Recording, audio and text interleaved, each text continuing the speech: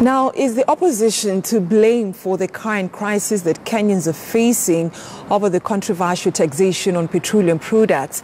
Well, critics have argued that since the March 9th handshake between President Uhuru Kenyatta and opposition leader Raila Odinga, the opposition negated their sole responsibility of keeping the government in check. Hence the reason the executive has managed to muzzle both the legislature and judiciary. Now, in our weekly segment of House of Cards, our senior political reporter Chris Tairu puts the story into perspective.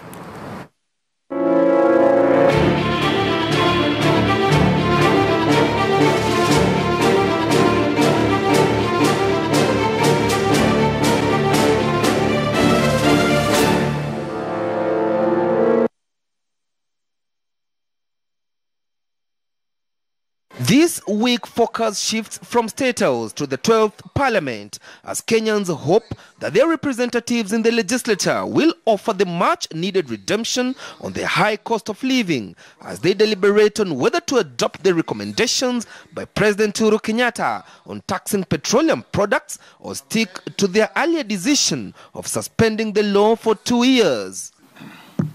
But even as the opposition is expected to hold a parliamentary group meeting on Tuesday and take a common stand on the matter, it has come under harsh criticism for failing to arrest the situation before matters got out of hand. There is no vibrant opposition completely. Kenyans are suffering because we don't have effective checks and balances against the government. When the government introduces an idea in parliament, ODM behaves like they are Jubilee A1 and Jubilee behaves like Jubilee is 1A. It was at that particular moment when the budget came to the House, before the minister comes to read it, they could have said, you brought us a BPS and we see something here which will affect the lives of Kenyans. Can you go back and rectify this before you come to read the budget? They went quiet. If we should ever get to a moment where the political fraternity in this country amalgamates, it comes together, and it says that we are now united in this government and we are working together in this government, that would be the beginning of disaster for this country. So let those who have gone, go. And we wish them well.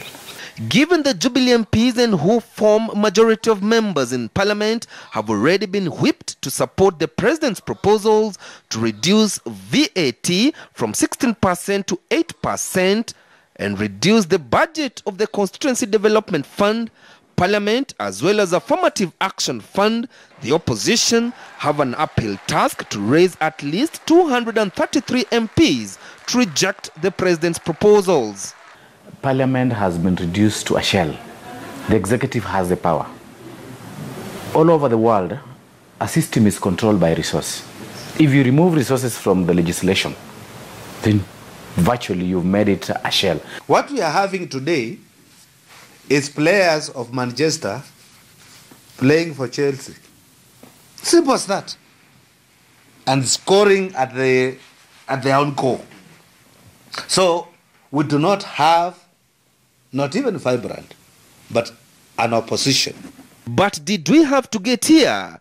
Pundits argue that since the March 9th handshake, the executive has managed to muzzle the opposition. Hardly does the opposition chief, Raila Odinga, criticize the Jubilee administration since the handshake, as his role in government still remains unclear. His deputy, Kalonzo Musyoka, also seems to have found some soft spot for the Jubilee regime and even accompanying the president on his official tour to China, leaving ANC leader Musalia Mudavadi and Ford Kenya Party leader Moses Wetangula as lone rangers. Those of us who remain within the space of the opposition will continue to do the work of the opposition without feeling isolated, because we do not need someone to come and tell us to say this in order for us to put the government in check.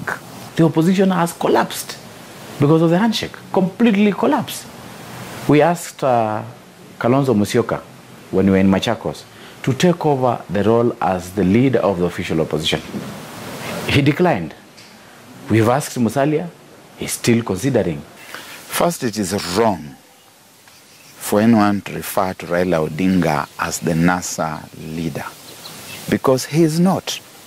Raila Odinga was only the NASA presidential candidate, and Kalonzo Musyoka was his running mate. They are not NASA leaders. Given that it is highly unlikely that the opposition will marshal 233 MPs to veto the president's decision, that will see budget cuts in various ministries, agencies and parastatals, where they will have to do with scaled down local and foreign travels, the president's stand seems it will carry the day. Then we need to do some stopgap measures, which will include reducing the number of members of parliament in parliament, which will include reducing the counties, which will include reducing constitutional offices, which will include in reducing our expenditure, which will bring down the wage bill.